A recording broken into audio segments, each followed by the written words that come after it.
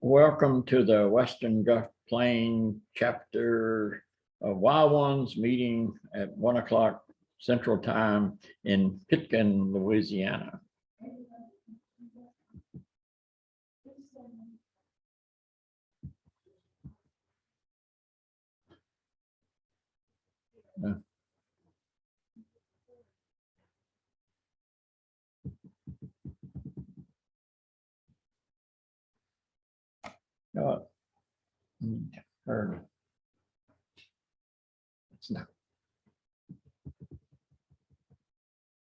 It's not moving, Dawn. The slideshow's not moving.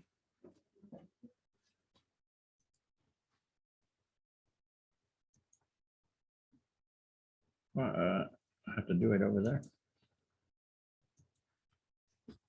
It won't work. Oh, it does work. Okay. Okay, here are the officers of the Western Gulf Plain chapter listed for here. And then there are other chapters in Louisiana if you wanted to join one, like the one in Baton Rouge and one in Pontchartrain Basin, just north of New Orleans. And the Western Gulf Plain chapter. Oh, there are also other chapters in Dallas, Fort Worth, Birmingham, Memphis, and also in Northwest Arkansas.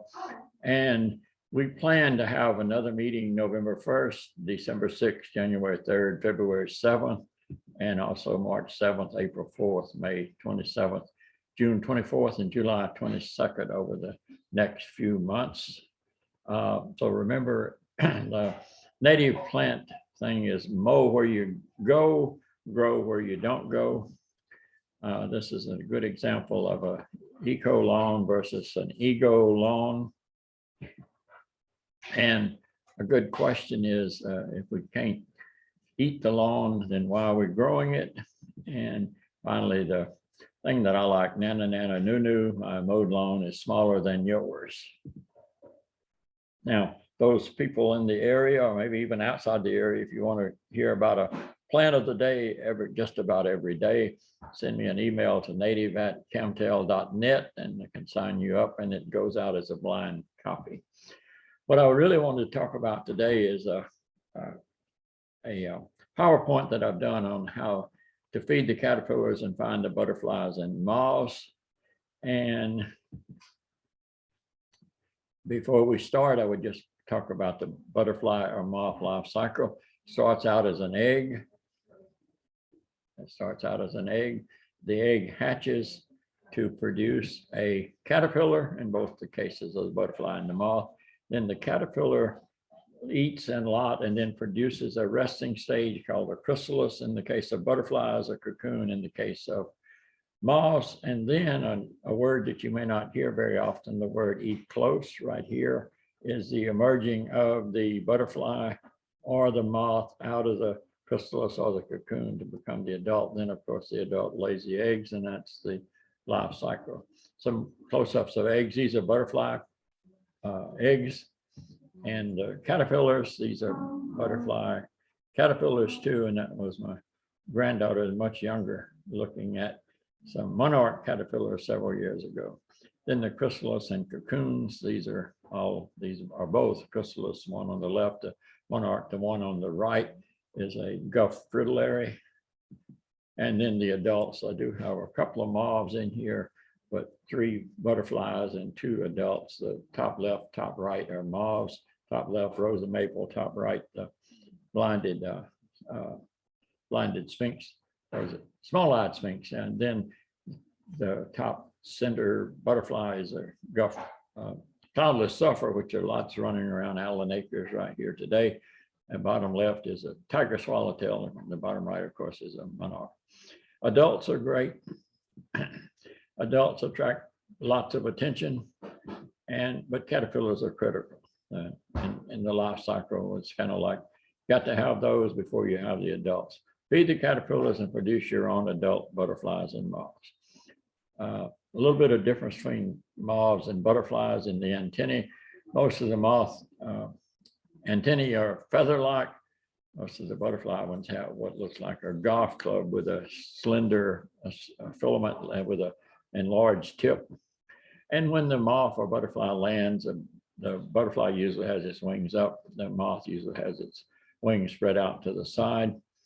Of course, the activity time, the moth is at night and most of the butterflies in the daytime. There are exceptions to both of these. And of course, as we've already kind of indicated, when they go into the resting stage of in between the caterpillar and the adult stage, the cocoon for the moth and the chrysalis for the butterfly, two different things. Another difference is that most people think of moths are ugly, destructive, and especially for clothes, and the butterfly is beautiful and the pollinator.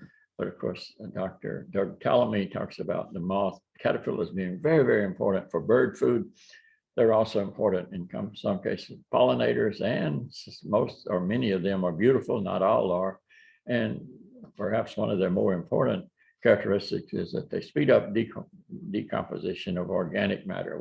Some say without them, particularly the caterpillars, we would have lots of piles of organic matter in the world. The number of host plants for most butterflies are very few. Think of the monarch, just one plant. The milkweed moths usually have many host plants, and that leads to what's here at the bottom, the number of species in moths. There are more than 12,000 in North America, but only 825 butterflies. And here in Louisiana, there are 2,500 reported, maybe more moths, and then only 154 species of butterflies. So go back and think about the above, where just a few plants for the butterflies to choose from, but the moths choose a lot. And so we'll go through some of the plants that are important. Oaks, let's start out with them. And as Dr. Tallamy talks about it, oaks are very, very important. Look at the number of butterflies listed here, all the way from banded hair streak all to the white M hair streak. Lots of different kinds of small butterflies. Also notice the eastern tiger swallowtail, and a couple of pictures of the red banded hair streak and the red spotted purple. Some of the some of the examples of those that eat oak. But also notice there are 221 moth species that eat oak. So these are very important. Oaks are very important caterpillar food plants. Now, a couple of pictures of oaks, a white oak on the left and a line drawing of the post oak on the right. There are quite a number of species of oaks. Then in the bean family, the sennas, the cassias, the camocrista, all of those with the different names, candelabra, partridge pea, lots of other names. Look at the list of butterflies, mostly yellow, some not, like the gray hair streak, but some of the Durantes, longtail, the funeral dusky wing. Everybody can read this list, quite a number of different kinds, and there are 14 moth species. And here's a cloudless sulfur and a gray hair streak. And here's the partridge pea and the candelabra, the senna alata, which has the large leaves, pretty flowers. Also in the bean family, the desmodium and the bagerlice, the cyctites, the plant that gets those little green parts of the fruit all over you this time of the year with various names.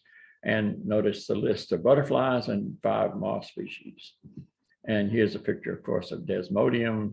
If you don't, pretty soon you'll have these all over your clothes as you go out in the woods and walk around. But remember, it's important to have that plant because it will produce or will feed the caterpillars that will become the adults.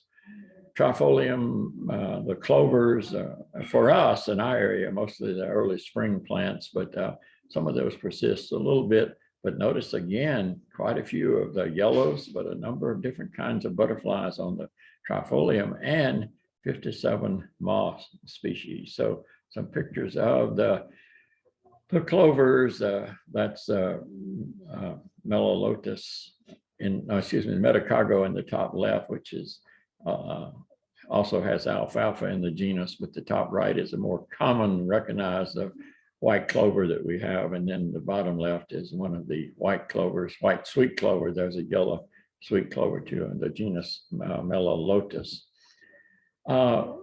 The pawpaw, very interesting plant, with a couple of species in our area, more species in other areas. Zebra swallowtail and several moth species. The left one, of course, are two zebra swallowtails mating.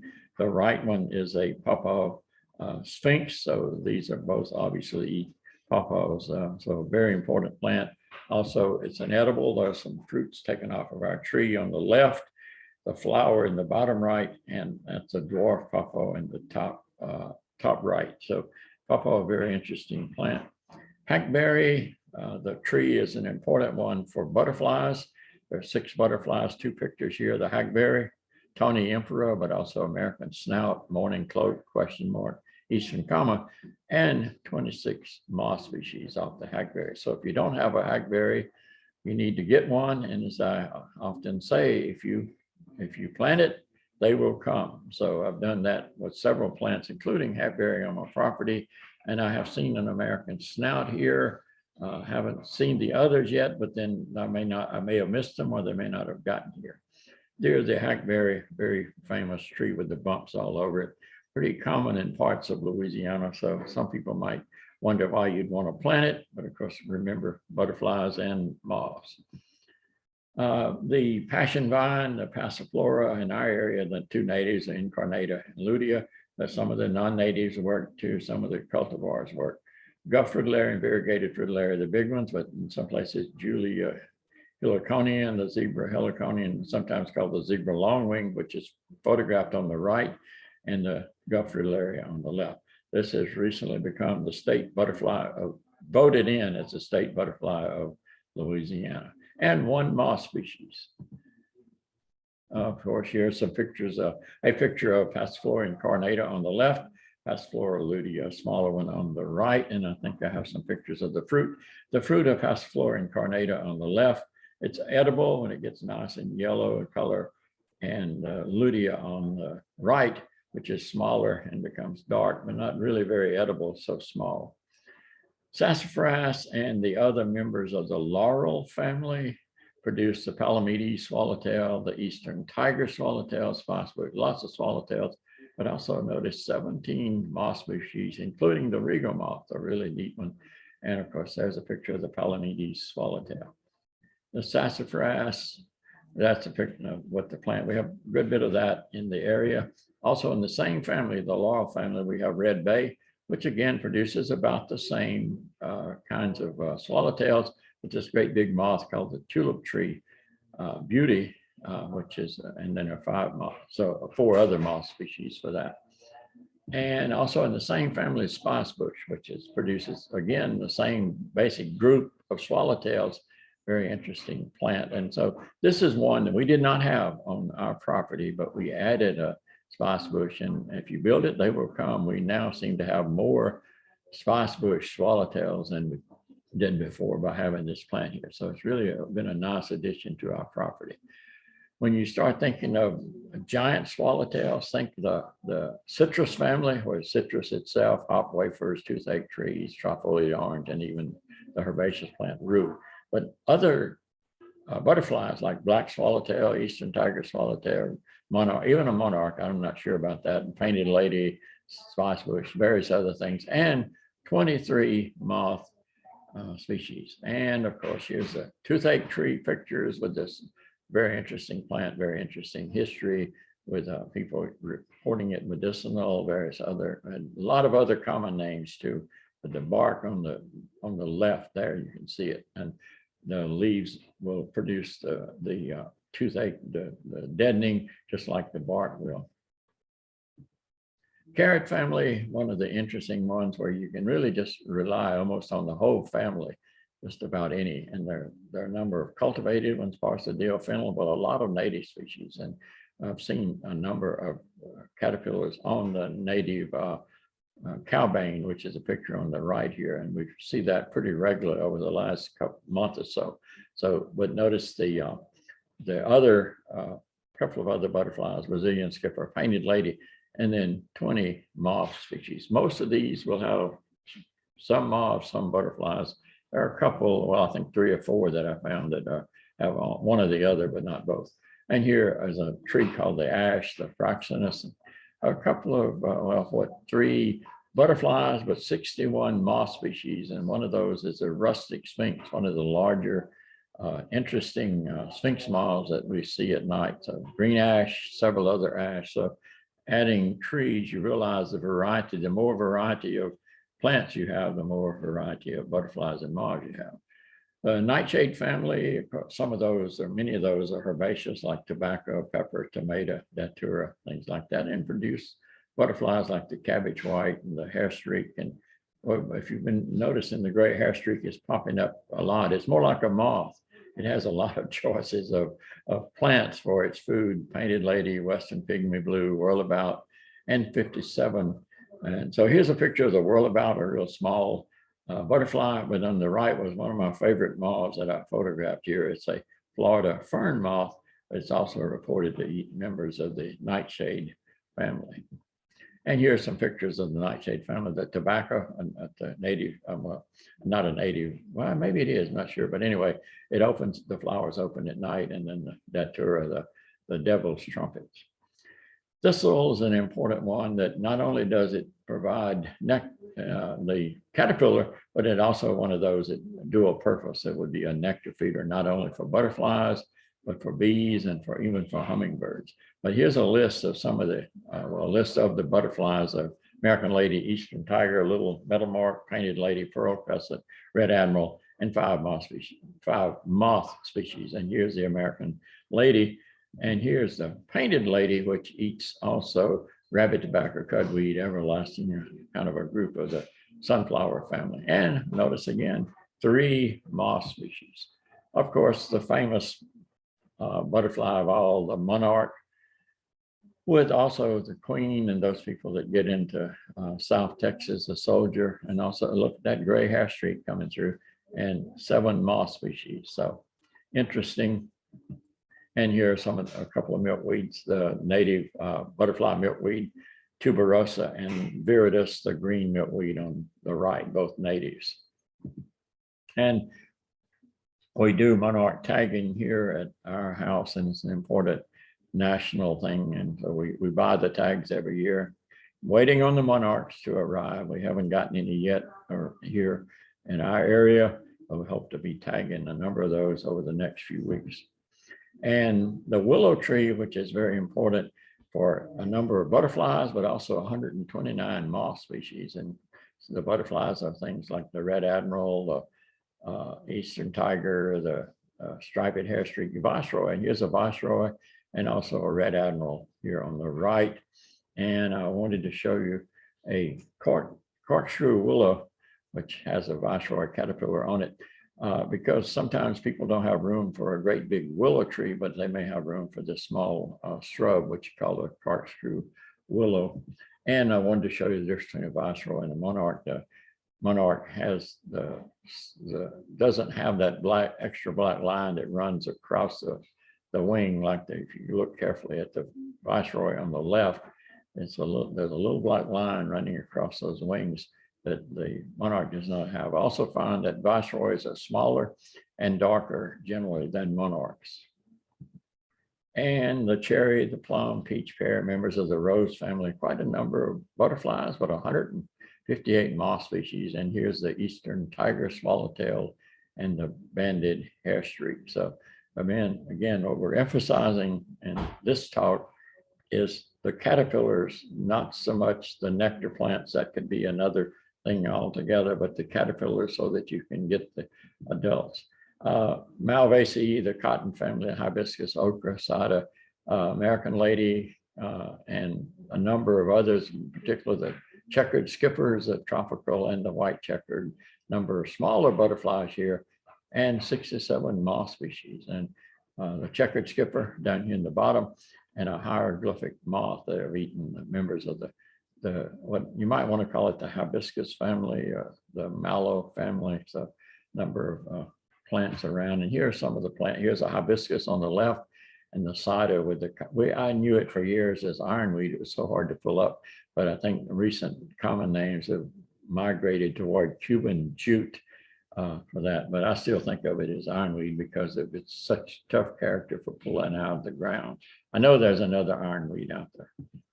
Grasses and sedges are very important for butterflies, probably one of the most, the highest number, because there's so many skippers that eat only grasses and sedges. And here's a fiery skipper and a gem satyr, funny looking one that I found one night on my sheet for a butterfly that eats the grasses and sedges.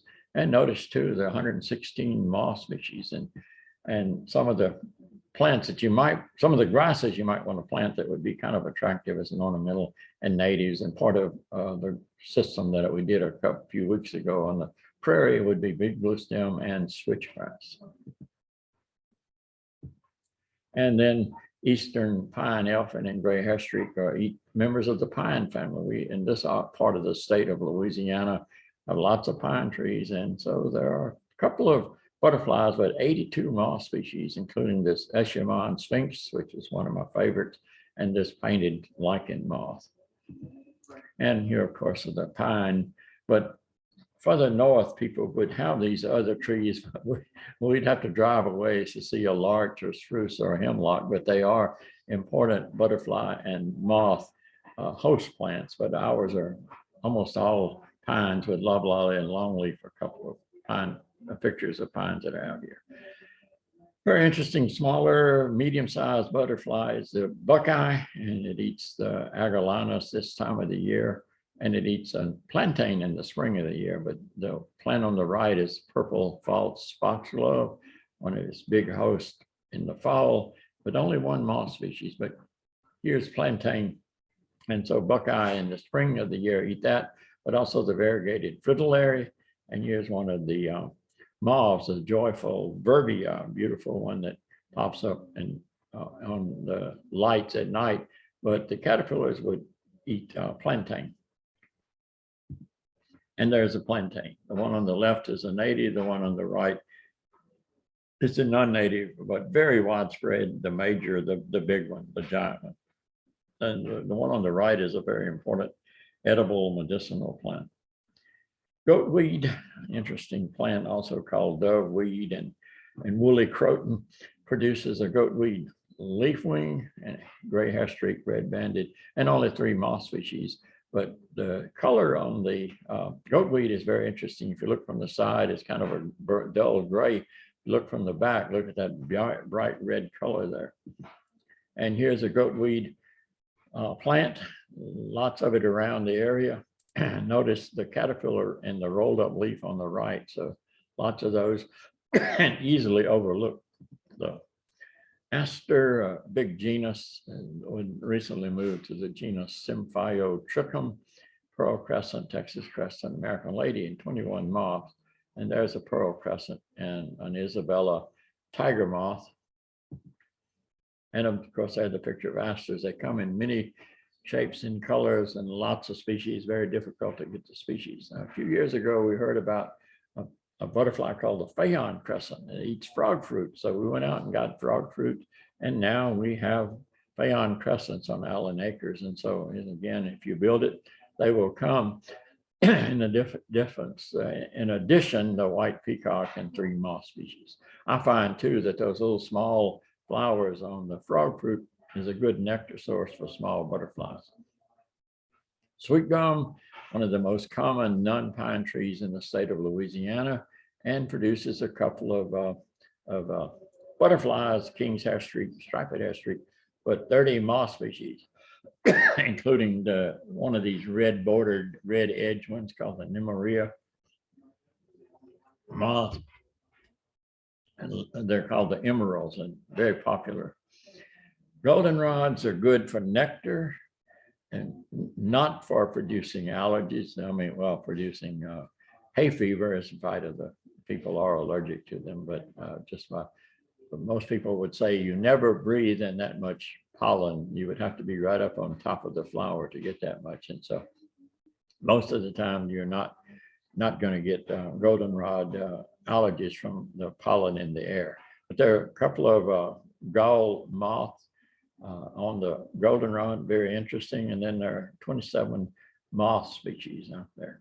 But I think this one may be more important for nectar than it is for, see the brick yellow flowers. And I've seen lots of butterfly use of nectar for these throughout in the fall of the year. American beech, I always say this should be American tree.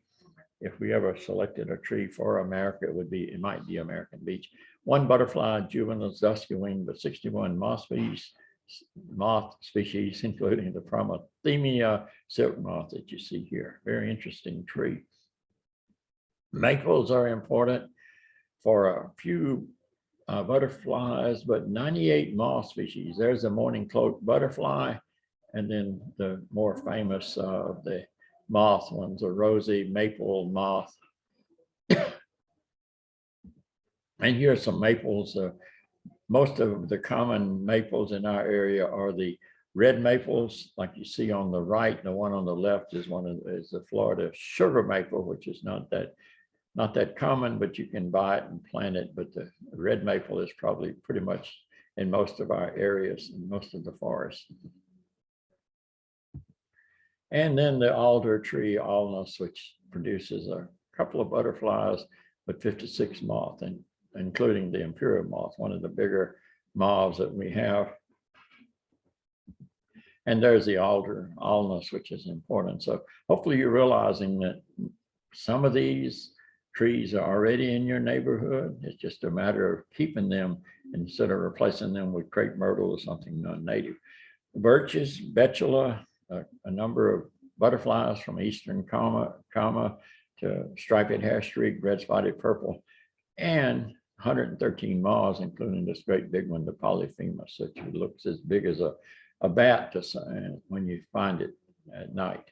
So birch trees are probably planted a good bit because people may be not thinking that they're helping out nature by planting a birch tree. They're planting it for their own beauty, enjoyment of beauty, but in doing so, maybe they're accidentally. But so keep in mind that it does produce butterfly or feed butterfly caterpillars and feed moth caterpillars.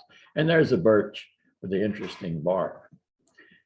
The mustard family, another one that you kind of like easy to grow because you can buy the seeds and grow it. But we have to remember in our area, it's a cool season. Well, every year is a cool season, but we really don't get much growth of the mustard family after May or June here because it gets too hot. But you can mustard, cabbage, things like that these cabbage white and the other butterflies listed, and 26 moth species.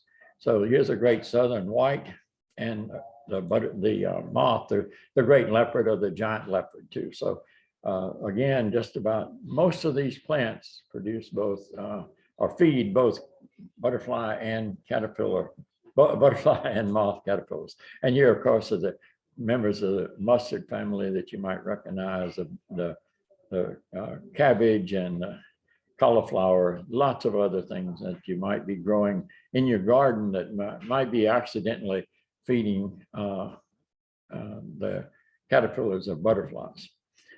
The ironwood or carpinus, which is a common tree that we have, feeds a couple of butterflies, eastern tiger swallowtail and striped hairstreak, but 33 moth species, including this walnut sphinx. And there's a picture of the carpinus, smooth bark and leaves. And then the hickory trees, including our pecan, feeds 93 moth species, but also the gray hairstreak, the banded hairstreak, the eastern tiger swallowtail. And the notable moth is the Io, a very outstanding one that you see a picture of here, the Io moth. And of course, there's some pictures of hickory leaves. They turn a brilliant yellow in the fall, and the pecan fruits on the right. Castanea, chinquapin, chestnut, most in our areas. Originally, we may have had the chinquapin, and chestnuts may have come to North Louisiana.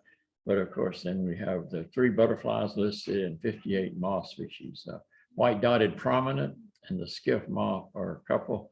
It's kind of interesting. Back in July, I went on a bug guide gathering in New Mexico, and the first moth that I saw was this white dotted prominent. I felt so, wow, I can recognize it.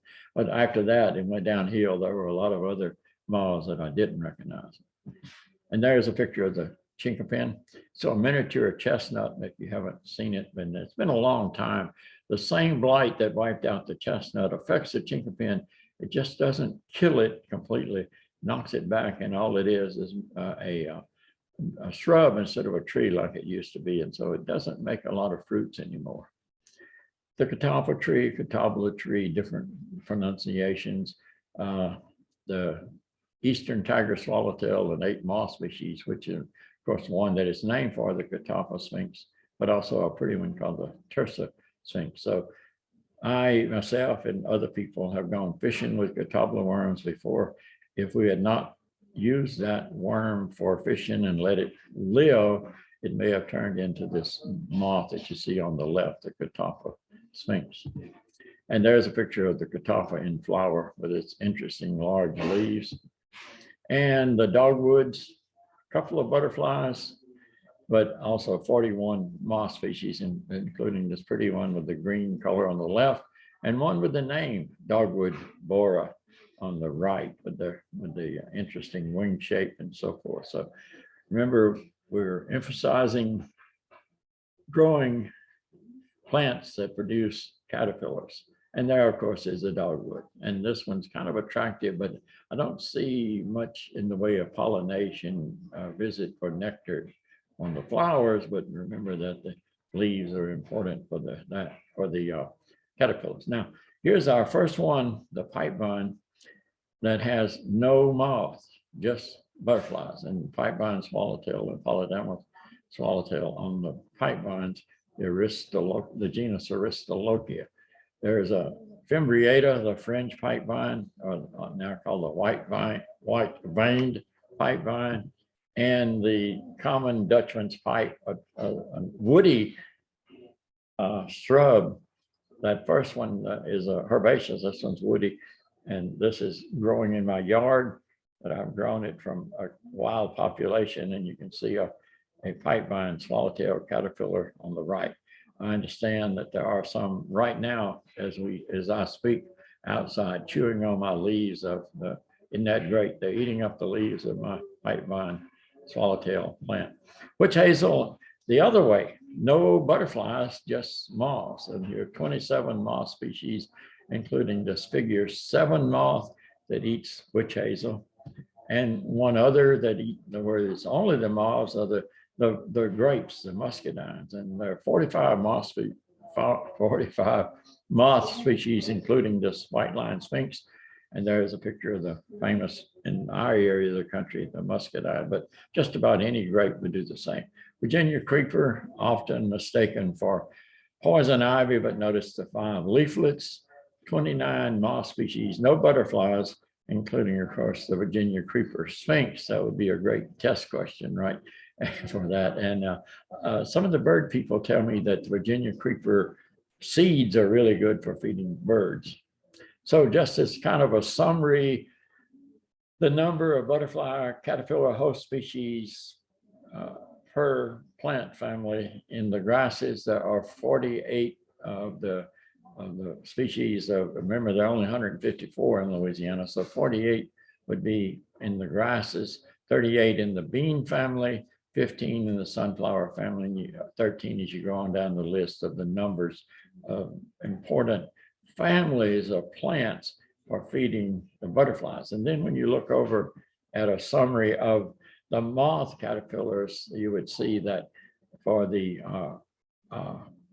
big one is the rose family, but notice how much more it is, 926, because remember, there are 2,500 potential moth species in our area versus 154 butterflies. That's the reason this number is so much larger than this one, 48 here, 926 here. Then notice the beech tree, the bean family, the sunflower family, and so forth on down the list.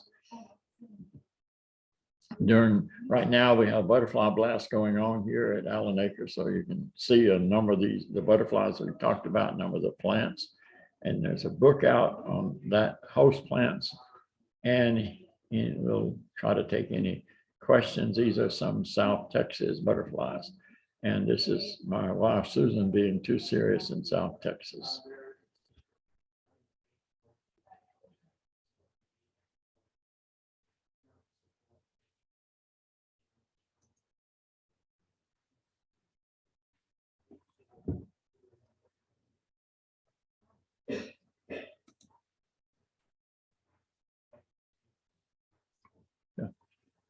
No, I need Dawn. Well, we didn't get anybody. I guess you just got to turn it off, huh? I don't know. Wow, that's terrible.